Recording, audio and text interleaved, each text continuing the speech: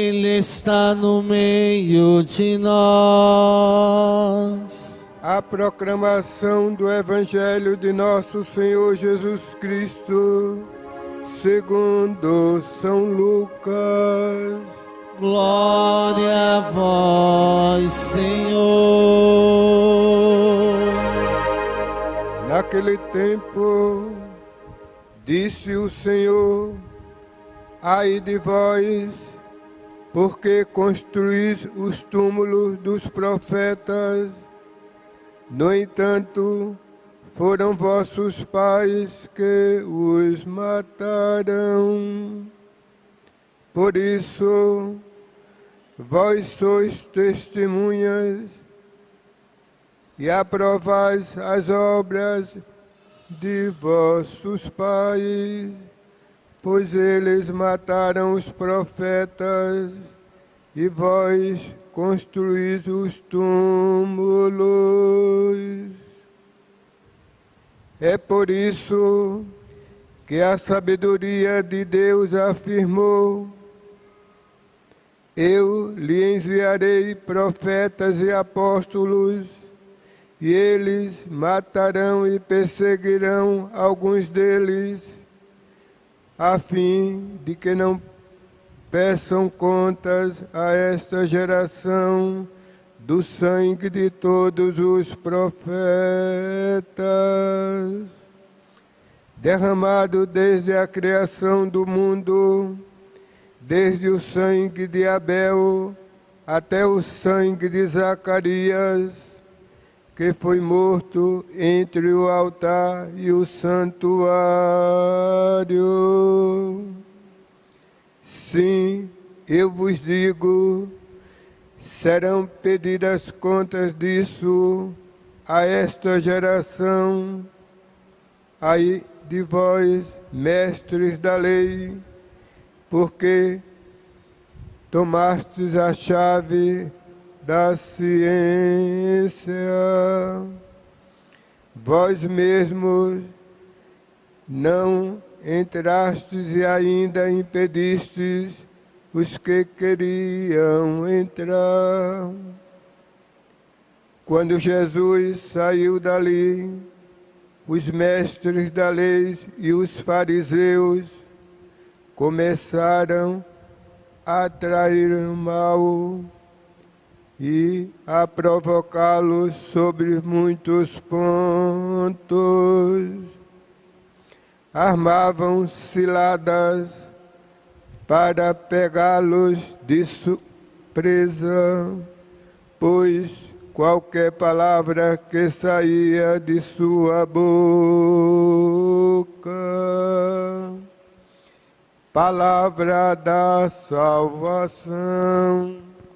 Glória a vós, Senhor.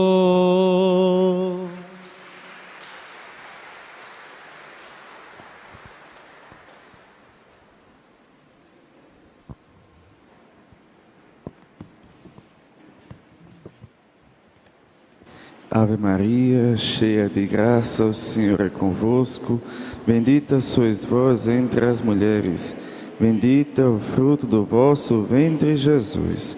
Santa Maria, Mãe de Deus, rogai por nós, pecadores, agora e na hora de nossa morte. Amém. Meus irmãos e minhas irmãs, estamos na quinta-feira da 28ª semana do Tempo Comum. Ainda nos restam 6 semanas para nós conduzirmos o nosso coração para a grande festa de Cristo Rei, no qual nós encerramos o ano litúrgico.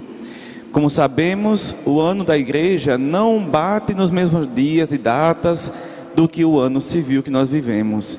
Nós iniciamos o ano com o primeiro domingo do Advento e encerramos com a festa de Cristo Rei. É toda uma caminhada para termos mais certeza ainda de que Cristo é justamente e unicamente o nosso único Rei, Senhor e Salvador. Então fazemos toda uma caminhada com a igreja. E no tocante à igreja, nós sabemos que a igreja tem um tesouro que não tem valor, porque é um valor tão inestimável que você não consegue calcular. Então não tem uma numeração para dizer o valor do tesouro da igreja é X. Não tem como dizer, que é a fé. A igreja nos concede o dom e o tesouro da fé. E essa fé nos implica obras. Por isso que nessa primeira carta de São Paulo aos Romanos, Nosso Senhor inspira São Paulo a nos catequizar a respeito das práticas da fé. Porque muitas vezes a gente fica só julgando e não vivendo a fé. Julgamos a fé alheia, mas não vivemos a nossa fé. Porque a nossa fé nos implica obras. Ela nos exige obras. Mas não obras qualquer. Obras inspiradas pelo próprio Cristo. Porque é através da vida em Cristo que nós seremos julgados. Primeiramente a gente, que tem um conhecimento da verdade. Segura essa frase, conhecimento da verdade, para quando chegarmos no Evangelho, compreender mais ainda. Então nós percebemos que, na carta de São Paulo aos Romanos, ele vem nos abrir os olhos. Porque muitas vezes nós queremos ficar apegados a práticas que não nos pertencem mais. Muitas vezes a práticas de fé que não nos pertencem mais. Porque nós conhecemos a Cristo, nós conhecemos a verdade de Cristo. O que nos justifica diante de Deus é a fé vivida em Cristo. Mas não no Cristo que eu inventei. Não no Cristo que eu acho que é o certo. Mas no Cristo real e verdadeiro presente na Eucaristia. Ele que é o nosso único Senhor, que como eu falei, daqui a umas 6 semanas estaremos celebrando Cristo Rei do Universo. Não do meu umbigo, que eu mando nele e que ele é meu serviçal. Não, Cristo Rei do Universo, do qual dele eu sou irmão e servo.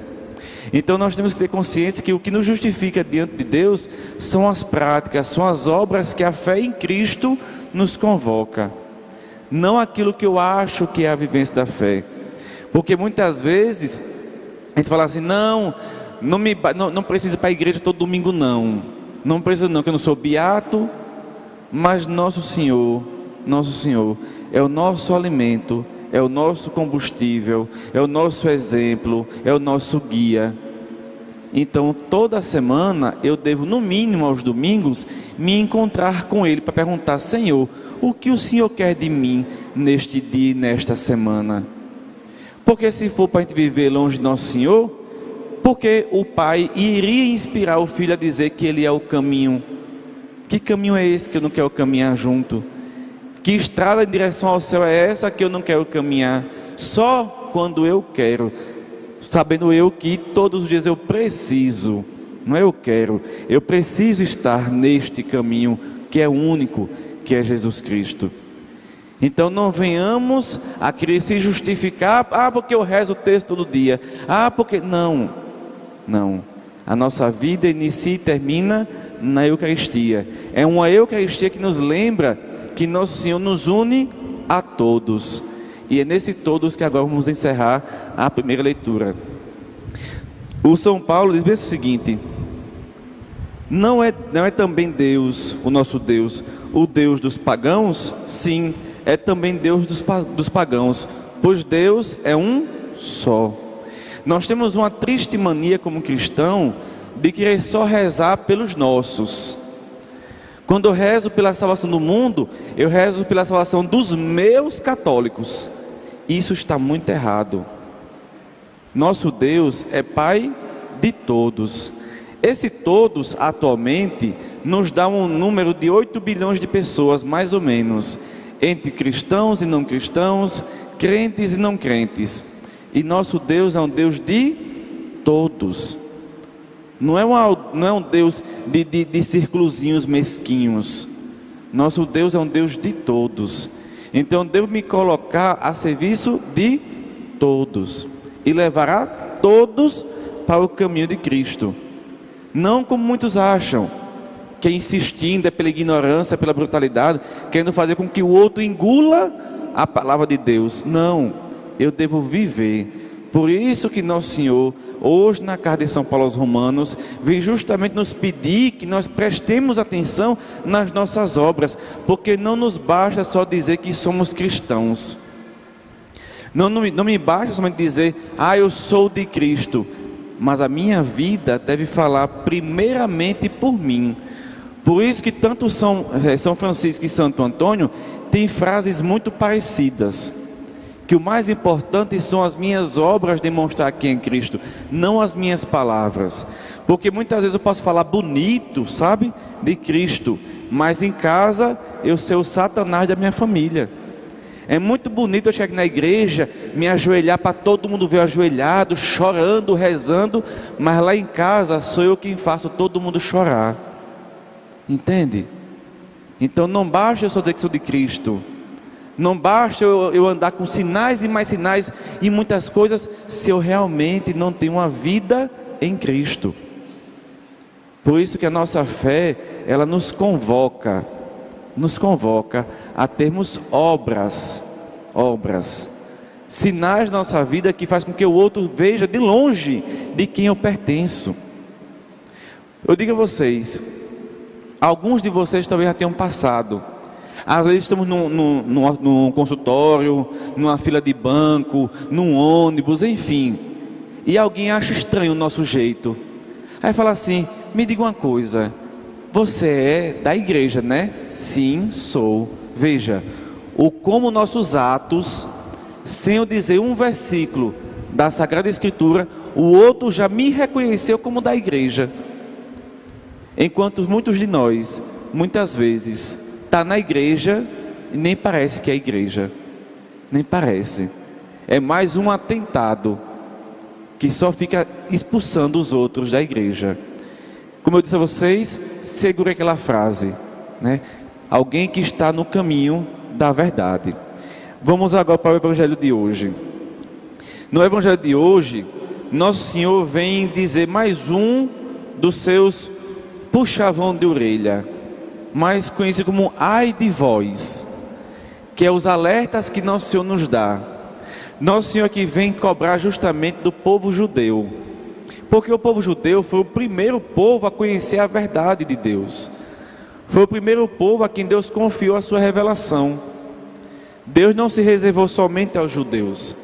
Como diz São Paulo, que foi um bom judeu, aquele que foi preparado até para ser um bom sacerdote judaico, ele diz, nosso Deus é um Deus para todos, porque nosso Deus é um Deus de todos. Então os judeus não tinham compreendido isso, e muito menos queriam praticar aquilo que Deus convocava. Eles mataram os profetas. Quando Deus levanta um profeta no meio do seu povo, Deus levanta porque o seu povo não está mais fazendo certo. E Deus ama tanto o seu povo que Deus levanta um profeta para alertar o povo. Mas no Evangelho de hoje, o que foi que Nosso Senhor disse? Que o povo judeu fez com os profetas? Matou todos os profetas. Perseguiram os profetas, expulsaram os profetas. Por quê? Porque a gente não gosta que ninguém diga na nossa cara que a gente é um falso cristão, que a gente é um falso crente. A gente não gosta. A gente acha que andar com 1000 terços no pescoço, que a gente muitas vezes dizer, não, eu não perco uma missa.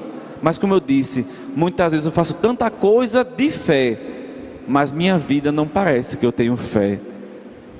Às vezes eu falo muito bonito de Deus, mas muitas vezes na vida da minha família, na vida dos outros, eu não sou de Deus. Então é muitas vezes isso que Nosso Senhor está nos alertando. Não é quaresma, mas é tempo de se converter. É tempo de olhar para a nossa vida e avaliar a nossa vida, para mais tarde Nosso Senhor não olhar nossos olhos e falar assim, ai de vós que achou que estava certo, mas é o primeiro errado. Entende? Vós que achais que é o mais santo dos santos, mas era o pior pecador que não reconheceu e não buscou misericórdia, porque se achava santo, pronto e acabado. Entende? Nosso Senhor aqui alerta, ai de vós, mestres da lei, porque tomastes a chave da ciência, vós mesmos não entrastes, e ainda impedistes os que queriam entrar. Muitas vezes a gente conhece a verdade da fé, muitas vezes a gente conhece aquilo que é certo, mas eu prefiro fingir que vivo, e faço o quê? Impeço com que outros vivam também a verdade da fé. Os fariseus eram assim, conheciam a verdade, mas não praticavam a verdade. Conheciam a fé, mas não tinham práticas de fé. Tinham práticas de opressão, tinham prática muitas vezes de manipulação do próximo, principalmente dos mais pobres, daqueles que pouco entendiam da vida e das coisas. Então a gente tem que aprender com Jesus. O nosso foco sempre será Jesus. Ele, antes de falar sobre Deus, ele mostrou com a vida dele como é ser filho de Deus. Por isso que nós devemos nos espelhar em Cristo para sabermos como sermos filhos de Deus. Ah, Frei, é muito difícil. Não. Difícil é manchar a minha imagem de filho de Deus. Mas tornar a cada dia essa imagem perfeita não é difícil. Porque a nossa perfeição, através da fé que Deus nos inspira a viver, através dessa fé que é um tesouro que a igreja nos concede, a fé nos mostra e nos clareia e nos mostra um caminho justamente que não é difícil. Porque o nosso esforço cotidiano é o que nos torna perfeitos. É esse esforço de querer ser melhor e ser a melhor imagem de Filho de Deus para este mundo, é o que nos faz perfeitos. É o esforço, não o fingimento, não a piedade falsa, que rezo para estar condenando os outros, para estar expulsando os outros da igreja com o meu olhar, com os meus jeitos. Aprendamos com São Paulo. O nosso Deus é um Deus de todos, é um Deus dos crentes, dos não crentes, dos pagãos e dos fiéis. E nós devemos fazer com que os outros reconheçam isso com a nossa vida, não com a nossa ignorância de fé, não com a nossa petulância de sermos arrogantes para com os próximos, porque em nenhum momento vimos isso em Cristo. Então, aproveitemos essas 6 semanas que nos restam ainda para celebrarmos juntos a festa de Cristo Rei, para tornar o nosso coração um coração construtor desse reino, a começar para a nossa casa. Então tenhamos consciência de avaliar como eu estou sendo um reflexo de Cristo na minha casa, porque muitas vezes o impedimento dos nossos esposos, esposas, filhos, pais vir para a igreja é a nossa falta de testemunho concreto e real. Muitas vezes eu sou o primeiro a afastar aqueles que eu quero trazer para a igreja. Muitas vezes eu quero que eles venham, mas em casa eu não sou um pedacinho dessa igreja que eu tanto vivo aqui. Então, meus irmãos e minhas irmãs, busquemos, através das nossas obras, da nossa vida, mostrar em quem nós colocamos a nossa fé, que é em Cristo Jesus, nosso único Senhor e Salvador, nosso único pastor. Louvado seja nosso Senhor Jesus Cristo. Sempre seja louvado.